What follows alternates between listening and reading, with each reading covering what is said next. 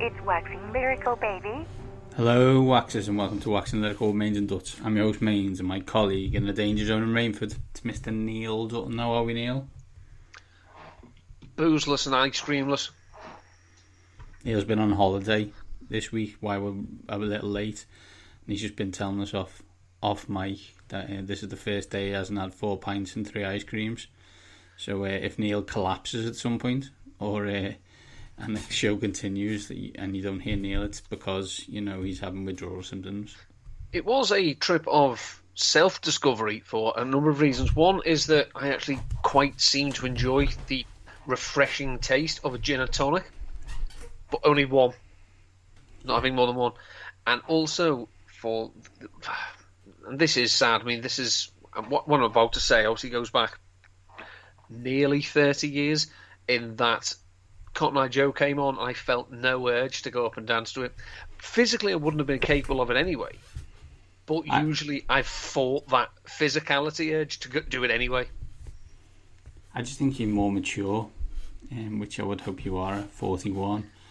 Stiffy. Well, yeah. But I refuse to believe that you didn't think about getting up. You just decided better of it. As for the gin and tonic thing, that's been discussed offline and thoughts have been raised. This week, however, we're not talking gin and tonics, ice cream, beers, and Neil's fascination with a early 90s country dance song. I'm trying to think what genre it would be. We're going to do fancy and we're going to do a division preview. Neil is going to give us his all-sleeper team. Players that you should be drafting now if you're doing the redraft concept, and we're going to give you some players that you should look at that people are going to ignore and we don't believe you should.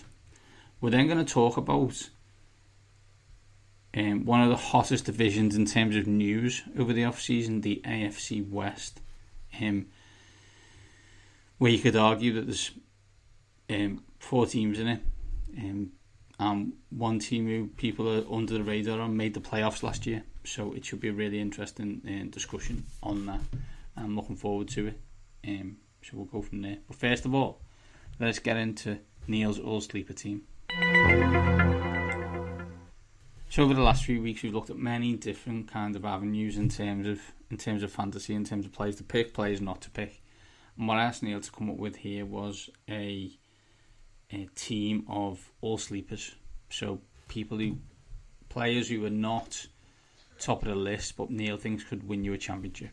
So we've got a quarterback, a running back, 2 wide receivers and a tight end who Neil thinks you should be targeting in those later rounds to get you over the line.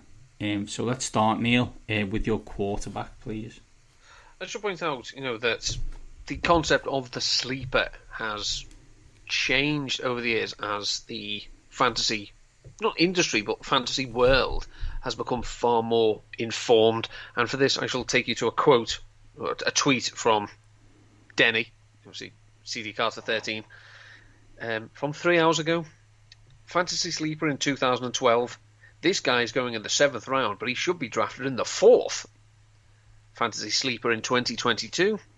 Let me tell you about the Seahawks running back 6, who could be called up from the practice squad in November.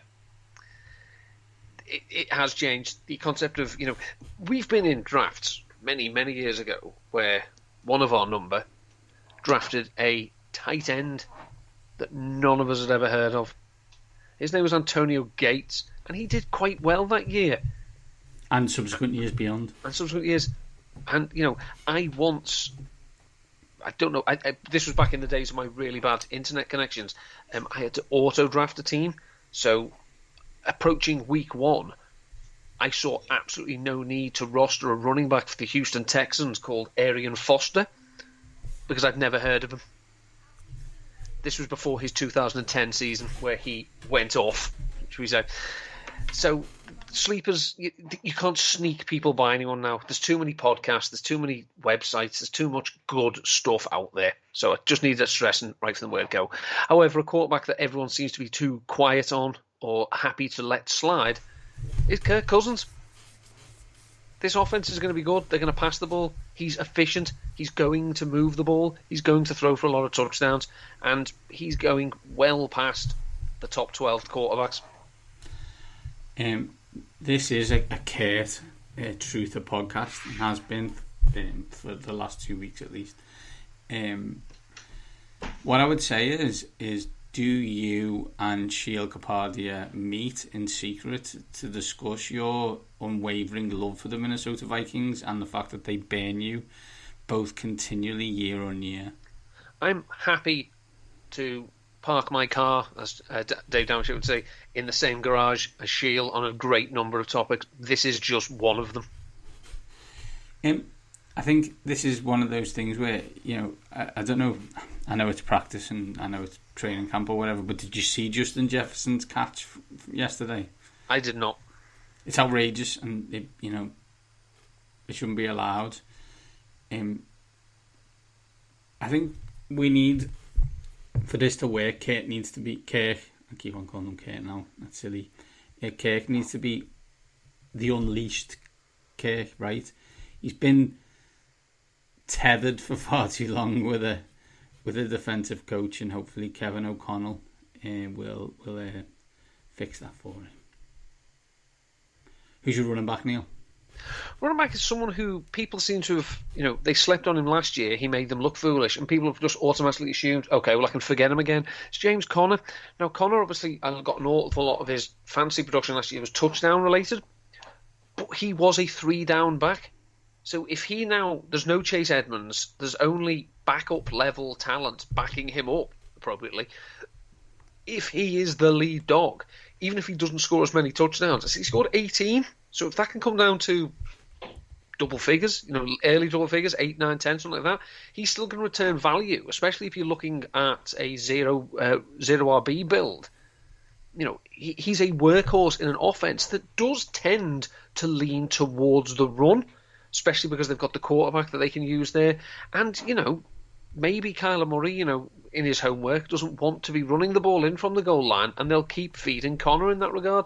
So he's not going to be this year's Leonard Fournette. I don't think he's going to get, top 5 or 6 in running back receiving targets, but I think he'll get a good chunk of the workload in an offense that is going to have to score a lot of points in their division. So you mentioned the touchdown. He got, I think, 15 or 16 last year. You're not concerned by a major drop off? You're fine if it's half the touchdowns. It's still a sleeper pick worth taking. I think so, yeah, because I say if he loses the touchdowns, which you would assume he's going to, I still think he'll get enough touches, and there'll be high value touches. He's going to be used in the receiving game. He's going to get most of the carries before the 20s and inside the 20s. So yeah, I don't worry about James Conner. I think a lot of people are worried about him, but seriously, I don't think Eno Benjamin is a reason not to draft James Conner. Didn't she do a children's TV show in the 1980s? That's Dame Floella Benjamin that you're speaking of. You put some damn respect on her name. Sorry. Your first wide receiver, please. First wide receiver is Mike Williams of the LA Chargers. I think a lot of people are focusing on the safety of Keenan Allen. Now, I love Keenan Allen. He's one of the few NFL jerseys I own, and someone who hasn't ruptured his Achilles the second I put the shirt on. But I think where you're getting Allen, the upside is limited, whereas where you're getting Williams, you're getting him at his floor. So I think this offense is going to be really good. I think Justin Herbert is already the QB1 in my points per smart arse comment league. After his, where do you see Isaiah Spiller this year? Preferably at running back. I like what you did there. That's like the same gag I make every single week when setting a field. And I tell the wicketkeeper, can you just stand there, please? I think we'll put you there. You've got the gloves on everywhere. Ho, ho. Yeah, I think this offense is going to be explosive. I want as many pieces as I can of it. And I think Williams is the best bet, well, one of the best bets, to get a piece of it cheap. Are the Los Angeles Chargers the team with the most top 20 in their position players in all of fantasy? I think they probably are, because this is the cheapest you're going to be able to have got the Chiefs players for nearly half a decade. I think you think about it, the Bengals have got Herbert will go quite high, Mixon and Chase are both top 10 picks, and Higgins is probably the second round. So I think it's between the Chargers and the Bengals, because I think people are going to start taking Burrow close to Herbert. It's just the fact that Burrow's had an appendectomy that's probably him down below. But yeah, these are teams that, everyone knows that's where the points are. Everyone knows that's where the ball's going. So yeah. Who's your He's the second wide receiver, Neil. Second wide receiver bakes into something I've literally just said about the Chiefs and how there'll never be a better and easier way to get piece of this offense. It's Juju Smith-Schuster. Now, I was down on this because I thought, well, he could have gone last year and he wasted a year, so what am I doing here? He's had quite a good training camp. He's doing what he was doing well, in inverted commas, with Ben Roethlisberger, i.e. taking extended handoffs very close to the line of scrimmage, but also he's been getting downfield. Now, Juju Smith-Schuster was putting up historic numbers for his age. This is what we have to forget as well. Not forget, remember. This is his 6th season in the NFL. He's 25. He's younger than Velus Jones. So you tether him to the best quarterback he's played with for quite some time, since Ben's last good season. There's a ton of vacated targets. Now Tyreek Hill's out the equation. I just think Juju, for where he's going, I'm not saying he's going to be this year's Cooper Kupp, but I think of the wide receivers who are going in his range, he's got the best chance of all of a sudden we turn around in January and say, he was wide receiver 5?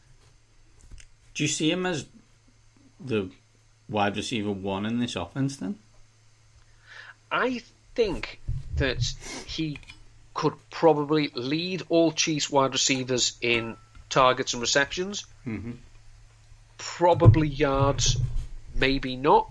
Whereas they've got the likes of McCall Hardman and Sky Moore, people like that. Bigger players, maybe will get the chunk plays. But in terms of maybe 7 to 10 targets a week, you can bank Juju for that, whereas the others are going to be a bit more volatile. Okay, Neil. And finally, the tight end. Tight end is Gerald Everett. I wish I knew how to quit him.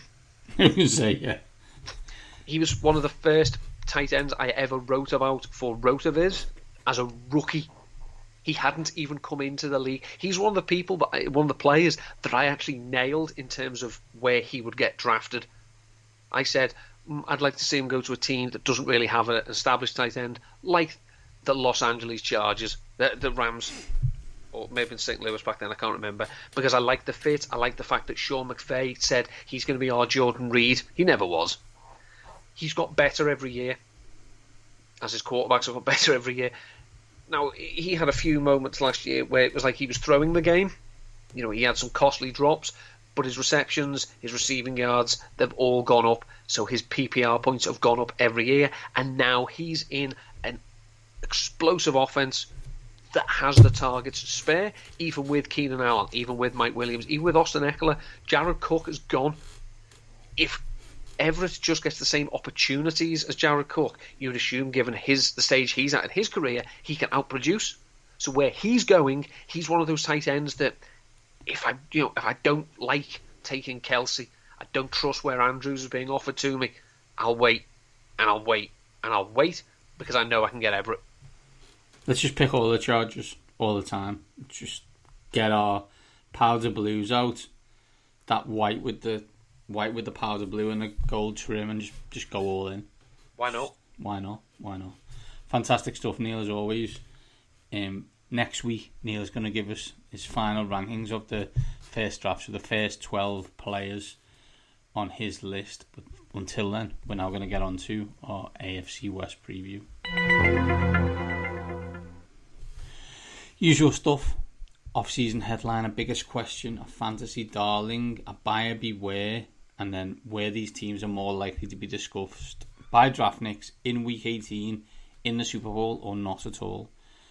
The schedule for the AFC West is the AFC South, the NFC West, which is some tasty matchups, one NFC South team, one AFC East team, and one AFC North team. First team on the agenda, the Denver Broncos. Biggest off-season headline. I don't know if you heard, but there's a new quarterback in Denver, and as that QB would say, let's ride. The big question, I ask the questions. Will we find out if Pete Carroll was the one who made the Seahawks offense so weird? Denver maintaining their decades-long stance of never drafting a franchise quarterback. Because, yeah, come at me. They didn't draft Elway. Come at me. It's worked out all right so far, though. Yeah, to be fair to the Denver Broncos. When they make their trades moves for one of these people, invariably a Super Bowl usually comes. I say invariably, it's happened twice more than some teams. The Broncos have made all the right noises, about fixing your system to match your player. The problem is that the system that Nathaniel Hackett has come with was perfectly suited to Aaron Rodgers. Russell Wilson is not Aaron Rodgers, because one big thing that Aaron Rodgers likes to do is work the middle of the field. Russell Wilson has never done that. So, again, it's because he's a little person. Because he's only wee. He can't see over the big boys and work it to there. So, again, it's like, okay, well, we'll do what he does best. Well, as you say, was it the Russell Wilson offense that we've seen over the last few years? Well, I don't know, because when Russ cooked, it seemed to work. Then it didn't work, even though through interceptions, can't have that. We have this situation here where the quarterback is a bigger name than the coach, and while they should be tied to the hip, I don't think they are, because as Denver Broncos are a quarterback-driven franchise. The quarterback is king in Denver. Nate Jackson, who used to play for them, he wrote a book a few years ago, as the story from the bottom of the NFL roster. It was, if you play for the Denver Broncos, you of course accept that John Elway isn't coming through that door, but he fucking well better. And this is what it was. It was, for years it was that. Then it was, well, Peyton Manning isn't walking through that door, but he better. And it never happened. Russell Wilson has to be good, because he's at that stage of his career now where people are going to start asking he hasn't got many years left, has he? Question. Because he did the unthinkable last year and missed games. Is he an upgrade on the quarterbacks they've had since Peyton Manning? Oh, God, yes. I don't think that's a question. The big question is, this is an unusual marriage of quarterback and scheme, and that we've seen in the past when that happens, Russell tends to go off script. So I don't know whether Hackett is going to have the gumption to rein him back in. And, this team should be better than it's been, because the last few years have been disastrous for the history of this team's history. I mean, they went since the 70s without back-to-back losing seasons, and now I think they've lost 4 in the spin. But when we know someone is as obsessed with brand and legacy, if things start to go tits up,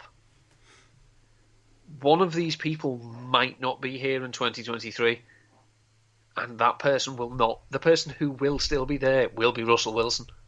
So I'm not bought into the fact that this is a superpower ready to re-emerge, because I like to embrace chaos.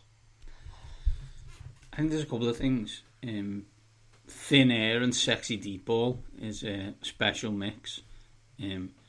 What I would also say, although we did attack Russell Wilson for his height in relation to the Aaron Rodgers conversation, Aaron Rodgers over the past 3 years under Matt LaFleur has been a very different quarterback than he was before, and has played within that offense. Now,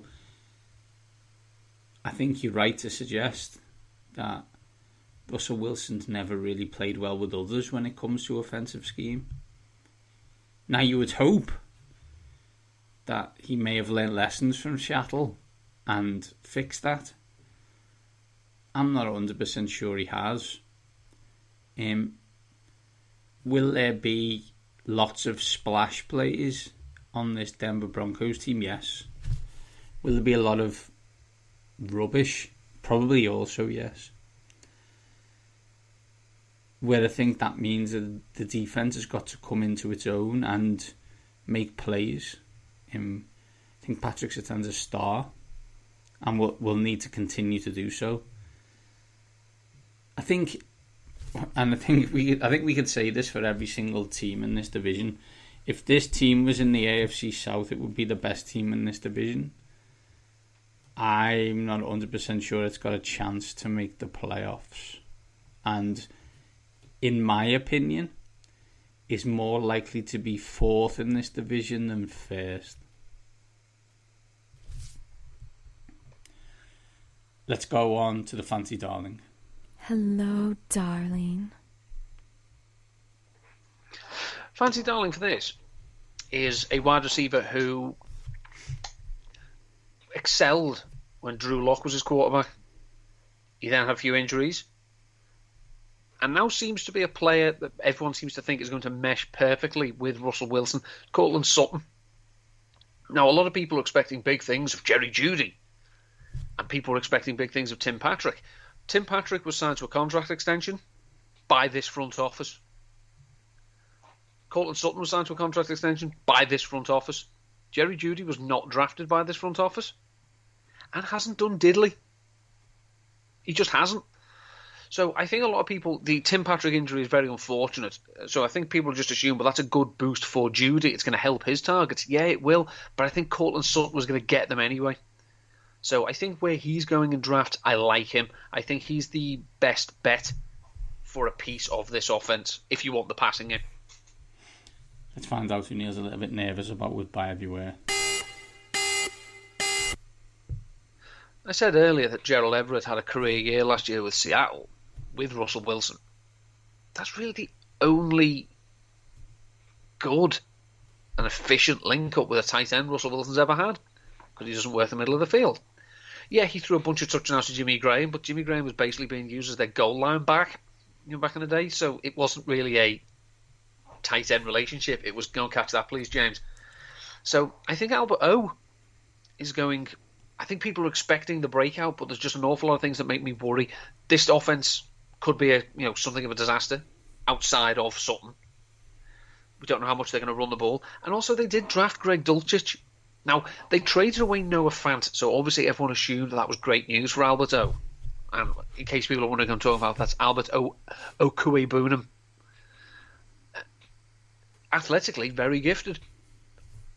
But there's an awful lot of question marks, and I've seen some drafts, some sites where he's going very early, and it makes me uncomfortable because I'd much rather wait for Everett and Njoku, Smith, who should be ready for week 1. I'd rather take them because I feel more comfortable with their situations than I do with Albert O's. The Denver Broncos, are they more likely to be discussed by draftniks in week 18 in the Super Bowl or not at all? I think a week 18, but I don't think adding Russell Wilson makes them a Super Bowl contender. I think it puts them in a shout to make the playoffs, and then, as we know, anything can happen. But I don't think they're in the Super Bowl hunt. Yeah, if I was hot takey, I might go not at all. First of all, I love the scheduling gods. Computers that just do wonderful things. And the irony of getting at Seattle for Russell Wilson's first game is not lost on me. What I would say is, in the not at all camp, I'm going to give you the schedule from December 4th, which is week 13. At Baltimore, Kansas City, Arizona, at the Rams, at the Chiefs, the Chargers. That is horrendous run of games with a possible breather of the Arizona Cardinals. But apart from that, they are probably the hardest games you could pick out of a lineup for anyone. So I'm going to go hot takey and go not at all here. That could be seen as hot takey because Russell Wilson has mostly been playoff hunting for much of his career. Let's move on to the Kansas City Chiefs. The biggest off-season headline is bye-bye to Tyreek Hill. The big question? I ask the questions. Can the new additions, of which one we've talked about earlier, and Juju Smith-Schuster, make up for the loss of Tyreek Hill? It's ironic that there was a former Philadelphia Eagles coach who once said, you don't replace the players, you replace the production. That wasn't Andy Reid. It was Chip Kelly. But that's what Big Red has to do here. Andy Reid is an offensive coach that gets the benefit of the doubt for an awful lot for me and for most people. I mean, obviously, I'll still harbour back to it could be everything. You could show me the perfect game plan, and I will still say, yeah, but you didn't run the ball with Brian Westbrook. And people, will throw things at me and tell me to let it go. I think if there's offensive coaches to be looked at and say, okay, you need to flip the script on what you've been doing because it might have worked, but it can't work now because pieces have gone. I'll trust Big Red. This team needed to rejig its offensive line last year. They did it. They need to rejig the receiving core this year. They did it. They can do it. Running back is a concern. It's Andy Reid who gives a shit. He'll plug someone in. They'll catch a few passes. They'll run a few routes. They'll rush for a few yards, score a few touchdowns. It's what his running backs do. It's when he has a superstar there that he really frustrates you. But again, I'm being bitter. You've let that go, and it's over a decade ago. Yeah. I have absolutely no fears about this team at all. Their defense might have regressed slightly. They've got Andy Reid and they've got Patrick Mahomes. Travis Kelce's a year older. So what? He's still gonna catch 100 balls. Still gonna get 1,000 yards. He's a safety net. The other players are gonna come in, find their roles, and be put in a position to make plays by Andy Reid. I don't see what there is to fear for this team. I think at some point when you look at the issues is a strong word. This team was leading going into the second half of the AFC title game. Some of the issues they had throughout the season on offense with Tyreek Hill, you do have to think that maybe you need to slightly change your approach. And if someone's willing to give you a boatload of money for a talented headache like Hill, then maybe if you've got what me and you describe as an offensive genius in Andy Reid, the opportunity to show you that he can do it another way.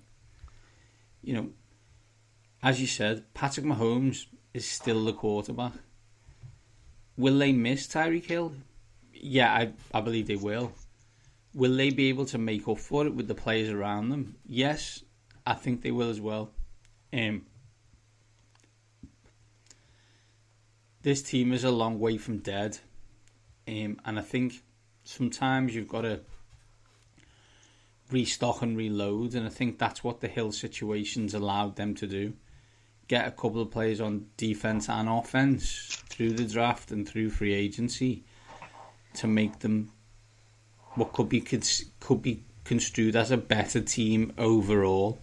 I think last year it was only really Hill and Kelce, and some people may argue that now it's just Kelce, but I think that the smaller pieces will become good in the Kansas City offense. And a quick trivia question. Oh God. As we say, this guy's has called offenses for more than 20 years in the NFL. He's been to 3 Super Bowls. He's won innumerable division titles. But for all that offensive genius, how many wide receivers have crested 1,000 yards in a season with Andy Reid as head coach? How many have done it, or how many times has it happened? How many individual wide receivers have hit 1,000 yards? It's probably like 3. It's probably outrageous. It's probably Hill and like James Thrash and I don't know, someone else. Well, it's Terrell Owens.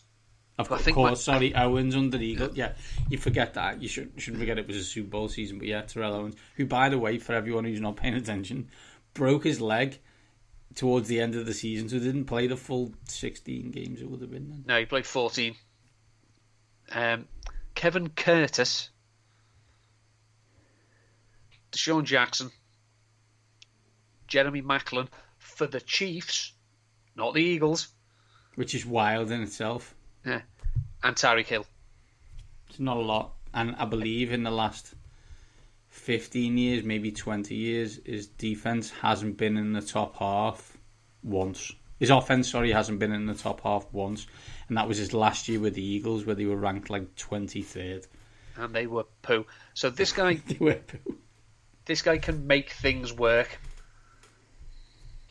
Let's move on, Neil. Let's find out who your fancy darling is on this team. Hello, darling. Could he be wide receiver number 6 to hit the 1,000? Maybe. I've already talked about Juju Smith-Schuster, where he's going. I think it's an excellent opportunity to get a piece of this offense. Let's find out who Neil's not as comfortable about in buyer beware. I think if something was going to happen for Mecole Hardman, it would have happened by now. So don't think, they drafted him to be Tyreek Hill's replacement. Yeah, they did 3 years ago, and they've had 3 years to realise, oh my God, he can't replace him. That's why they got Juju. That's why they paid Marquez Valdes-Scantling his king's ransom. Do not draft Mecole Hardman, please. The Kansas City Chiefs, more likely to be discussed by draftniks in Week 18 in the Super Bowl or not at all? They're a Super Bowl contender. They've got Patrick Mahomes as quarterback and Andy Reid as head coach. I will not brook any argument on this. It is a Super Bowl contender, much like the Broncos, and because of the way the divisions spread out, that's not really that surprising. I'm going to give you the schedule run from November 20th to December 12th. That is at the Chargers versus the Rams, at the Bengals, at the Broncos. Special. What I would also say is, for those who are that way persuaded, Sunday, October 16th, 9:25, your team may be, just maybe, playing overtime or continuing to play their game, and you've got Scott Hansen on Red Zone. Get that on the small screen. Jim and Tony are calling Chiefs against Bills in Kansas City. Going to be Kevin Harlan. It's Jim and Tony on CBS. Accept it and move on. I love Kevin Harlan.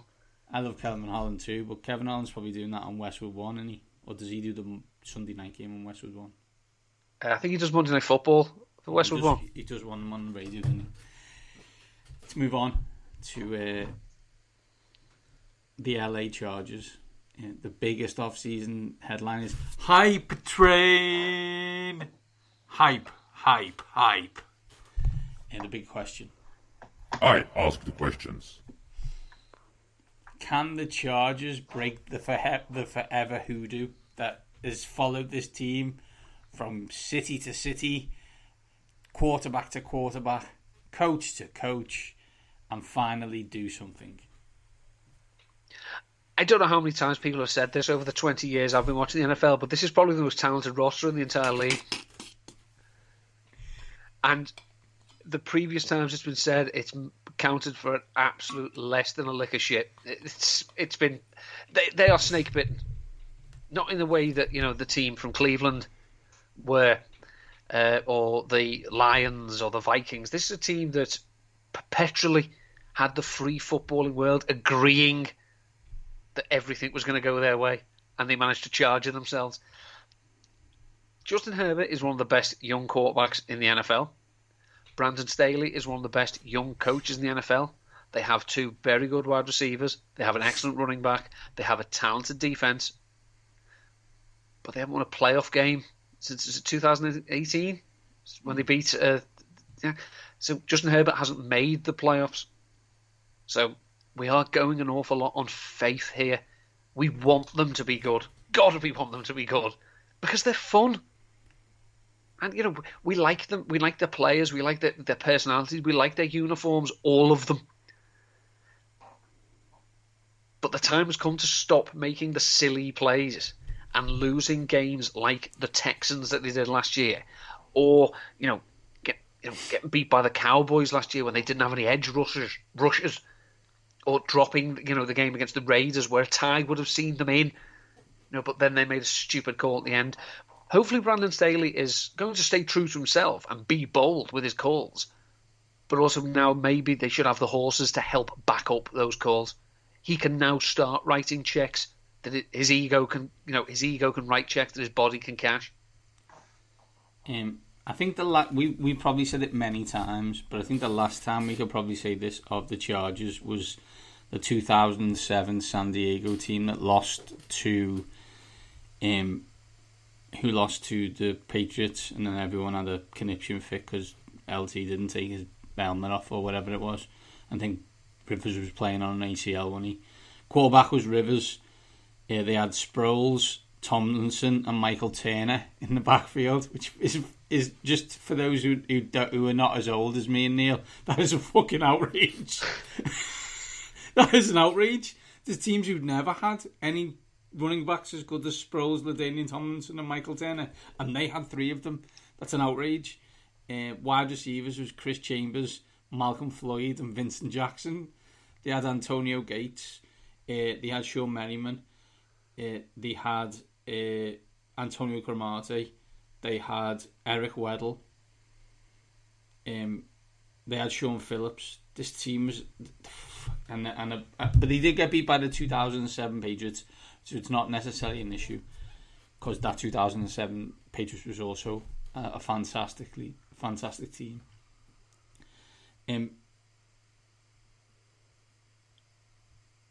Do I know that this team's going to be better than that team? No. Did I love Phillip Rivers? Yes. Do I think I'm going to love Justin Herbert? Yes, I do. Do I hope that they're good? Yeah, absolutely. Do I have a thing in the back of my mind that thinks something will go badly wrong for this team? Yes, because it usually has. And not in like a... It's not really necessarily ever really been catastrophic ways. It's just stupid ways, as you kind of pointed out. Like that debacle against the Raiders in the last game of the season. Just tied a game. Like, deal with the conspiracy theory tie rather than... But anyway, yeah. Have they ever had anybody who can kick a field goal for them at an important moment, especially under Rivers? No, they have not. This team is uber talented, though. They have a head coach who's the darling of the NFL media. They have a quarterback who, in the pre-draft process, everybody hated, and within a month thought, "Oh my God, we were all so wrong." And now people are arguing whether he's already one of the top 3 quarterbacks in the league. You have Keenan Allen, you have Mike Williams, you have Austin Eckler. This team's just got to score a load of points. It's got to be a team that steps on throats and continues to kill. Now, they do have a defensive coach, but my God, they've got to be better at stopping the run. Because if they are not, what a complete and utter waste of everybody's time. They've done the right thing in terms of they have a cheap quarterback, so therefore are spending money on players. That's what you should do. They are trying to win. Will they win? I don't know, because we will watch a game this season and go, this is the best team in the NFL. And then they'll play, I'm just looking here, week 5 at Cleveland, 6 o'clock UK time. Like, take 13, the Browns, yeah, exactly, like 16-9. And you're like, how has this team managed to lose to Jacoby Brissett and the Cleveland Browns? Yeah, they'll put up 400 yards of offense and not score a touchdown. Yeah, just something weird, because that's what this team's done throughout our watching history. This team has been consistently good and fun to watch for 20 years and has won absolutely nothing. We shall see. Neil, who's the fancy darling on this team? Hello, darling. Well, I've given you 2. It's Mike Williams or it's Gerald Everett, for the reasons I've given. I don't want to keep going over it myself, because even I get bored of the sound of my own voice. But yeah, it's those guys. Let's find out who Neil is not as comfortable about. As much as it pains me to say, it's Keenan Allen at his current ADP. Just because I think you're taking him at his ADP, at his ceiling. He has dropped off lately. You know, his yards per route run is coming down. Never been a massive touchdown scorer. He's safe. He's reliable. He'll catch you 100 balls. He's not going to rack up 1,800 yards, though. He's not going to score 12 to 15 touchdowns. So you're basically looking at 100 catches, 100 1,100 yards, 5 scores, something like that. It's not bad, but it's not a wide receiver 1, and that's where people are taking him. Okay. The Los Angeles Chargers, more likely to be discussed by draftniks in Week 18 in the Super Bowl or not at all? I'm going to say Week 18 because this team needs to get to the playoffs to take some pressure off so that when the pressure is on next year, they can say, no, we've done the playoffs. Now we know what we need to do to get better. But seriously, if this team does not make the playoffs, it's an apathetic fan base because the fans feel betrayed by this team. The fan base doesn't exist in the city that they play in. Yeah. And, people are going to start looking and say, well, you've brought us a team that's won the Super Bowl and their co-tenants are losers who flatter to deceive. Why don't you send them back to San Diego? Which would be a disaster for everyone apart from Chargers fans. So they need to win. They need to get in. I don't think the season is a success only if they lift the Lombardi. The season's success if they get into the playoffs, maybe get a playoff win, but show that they can do it consistently and not have the Frank Spencer moments along the way. I agree with you, but I'm not here for that. I'm just not. This is a Super Bowl contending team in the way we define Super Bowl contending team. This team, based on schedule, should win the division. This is their first 9 games. Raiders at home, at the Chiefs. Then Jaguars, at Texans, at Browns, Broncos, who I think aren't going to be very good, Seahawks, who aren't very good, at the Atlanta Falcons. They also play Miami at home, Tennessee at home, who one of them we said we didn't pick Tennessee to win their division and we didn't pick Miami to win their division. Like, this team has a chance to win this division and through that have the opportunity, based on the fact the other teams play each other more, to be the number 1 seed in the AFC. Now that's ridiculous, and I said that at 10 to 10 on the 19th of August, and I'm fully aware that by mid-October I will be like, have I done this again, like Neil with the Minnesota Vikings? But it's just the schedule. It's much like the Philadelphia Eagles concept, right? Look at that Broncos and Chiefs schedule and look at the Chargers schedule. The Chargers schedule is significantly easier, and I think that means they win this division. And if they win this division and they are ahead of the Kansas City Chiefs in this division, that is the definition of a Super Bowl contender. And here comes Charlie Brown over to kick the football. What will happen next? Final team in this division, the Vegas Raiders. Yeah, I know if we did Las Vegas and Los Angeles, that technically the Raiders would be above, but I have never changed it since we did the schedule when it was Oakland, so it just changes to Vegas, so shut up. Yeah, never have, never will. Biggest off-season headline, they've added a new coach and a new star wide receiver. The big question for this team? I ask the questions. Can this team challenge in this division? Yes. I mean, they challenged last year when everything that could go wrong did go wrong. I mean, the head coach resigned, was forced out. One of their players went to, is going to jail for what he did off the field.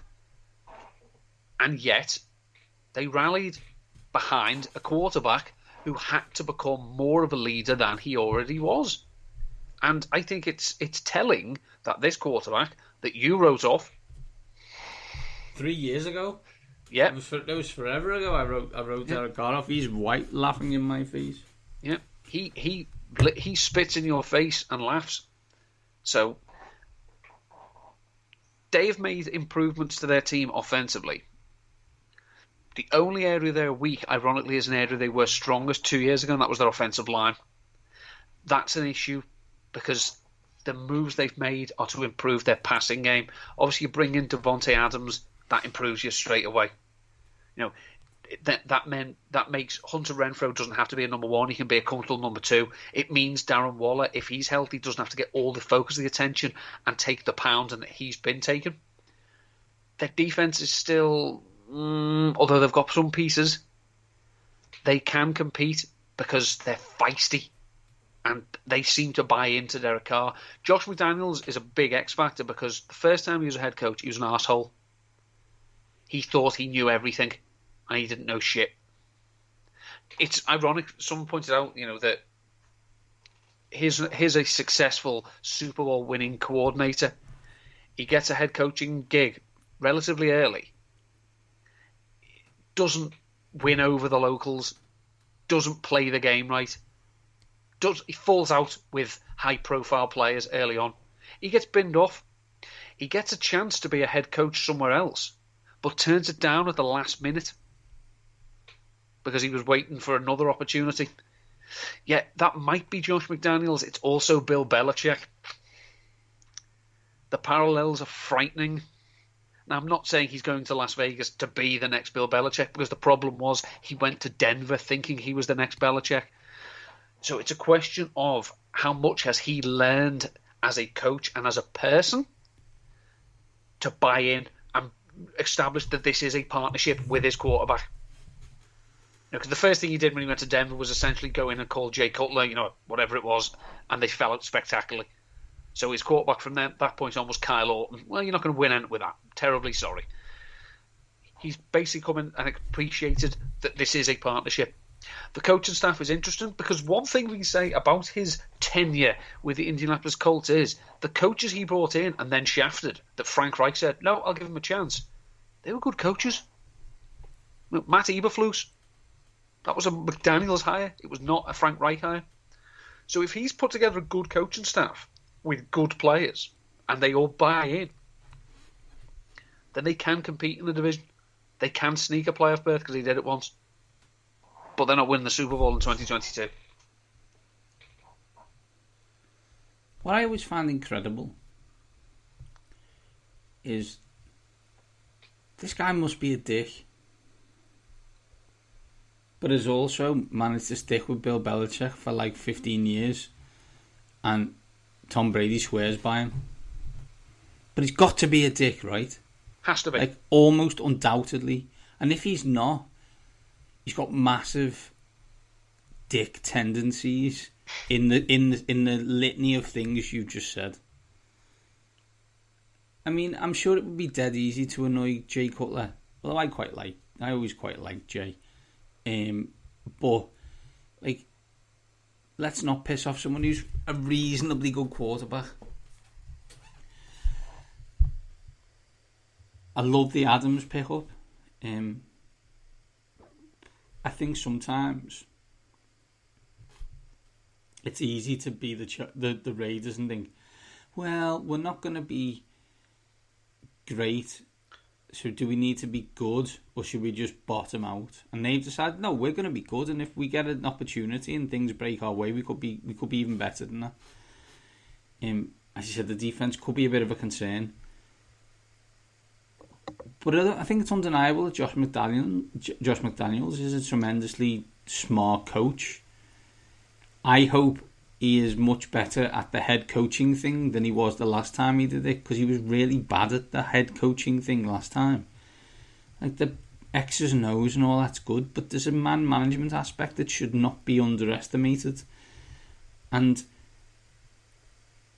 being a curmudgeon only worked for one person in the NFL, and that's Bill. It used to work a long time ago for Bill's, former boss Bill Parcells and a litany of other coaches, but that don't fly with no dude who's putting his TikToks up and checking his Instagram stories to see what kind of content he's getting. It's just not going to work. You can be an old man shouting at a cloud talking about it, but that's the world we live in now. So you need to be a better human.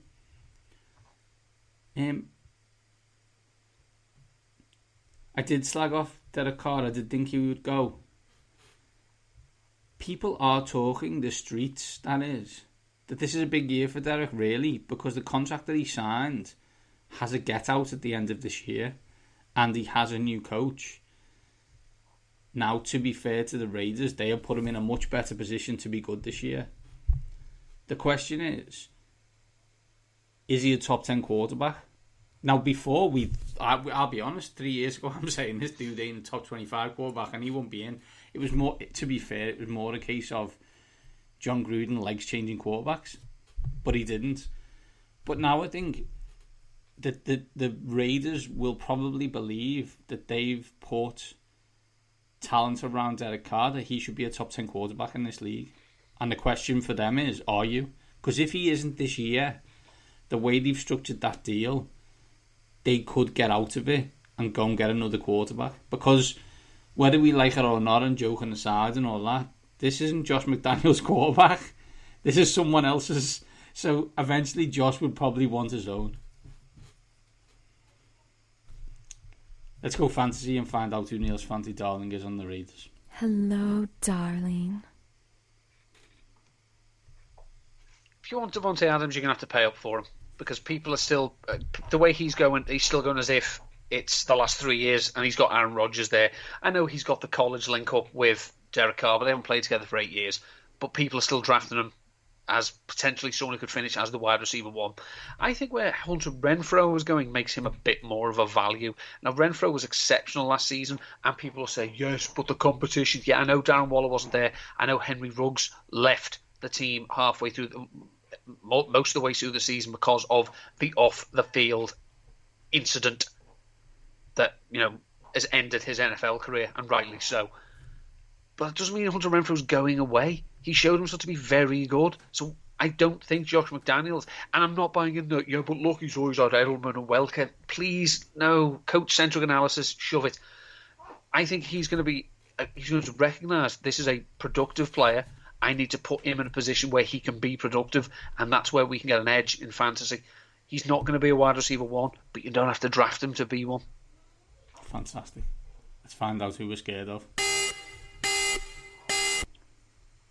Darren Waller missed most of last season. He missed a good chunk of training camp, came back for a day and then missed again. I'm concerned. Now, his age is a concern, but he's not a traditional... His age is not something I look at and think, well, he's getting to that stage where he starts to break down, because he hasn't been a full-time player his whole career. He came to this role of prominence fairly late. But he's missed a lot of time now, and it's now going to be nearly 2 years since he was at his best, and people are still taking him as like the third or fourth tight end. No, far too rich for my blood. I just, no.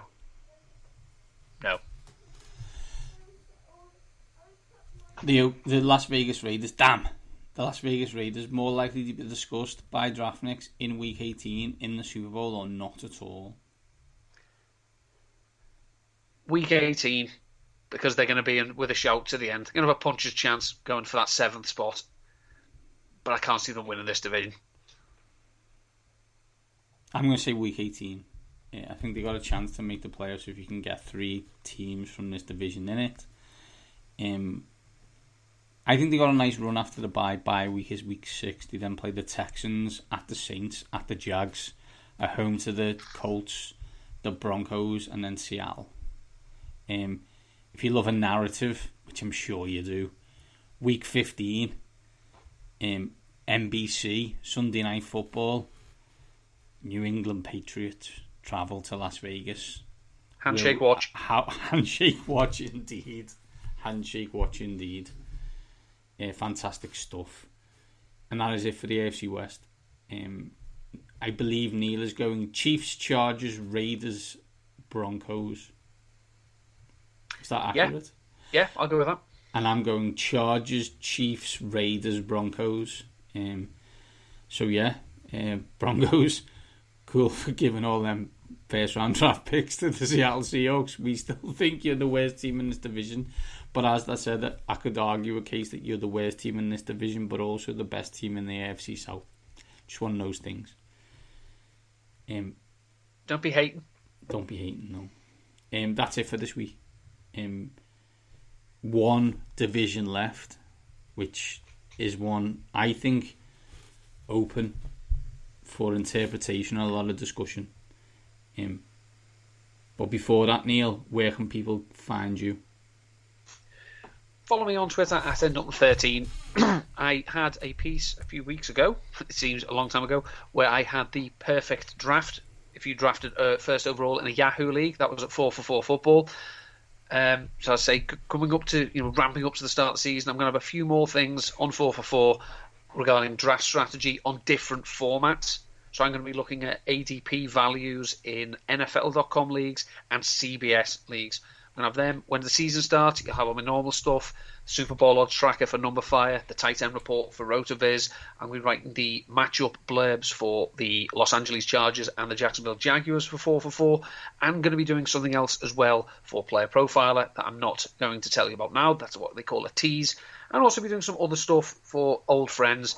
And again, I'll tell you about that nearer to the time. But other than that, on the Twitter at @Nutton13. I'm at Mainz7, combined with at waxing_lyrical. The touchdown review, brought to you by touchdown.co.uk, returned this week with an NFC preview. We picked all the division winners and the 3 wildcards. Thomas, Taib, Callum, Joe, and not one of them picked the Super Bowl champions to win their division. And we had multiple conversations about the New Orleans Saints and what we thought of them. Give it a listen. It's really good. Guys are really knowledgeable. Excellent fare. You can also hear me talk about English football, we'll call it, on Desert Island Goals with Callum Squires. He asked me to come on the show and highlight 5 goals that were memorable to me in my life. And I picked 5 goals over 5 decades, scored by 3 Scousers, a Brazilian and an Egyptian. It was really fun, and I would highly recommend it. Great concept, that. Yeah, it's a really good concept, yeah, and I really enjoyed it. We also talked politics, my thoughts on Manchester United and my absolute hatred of Chelsea Football Club. That is it for this week. As we said, we will be back with the final division preview, and if it's the final division preview, that means the season is so close we can almost taste it. But until then, these top guys are out.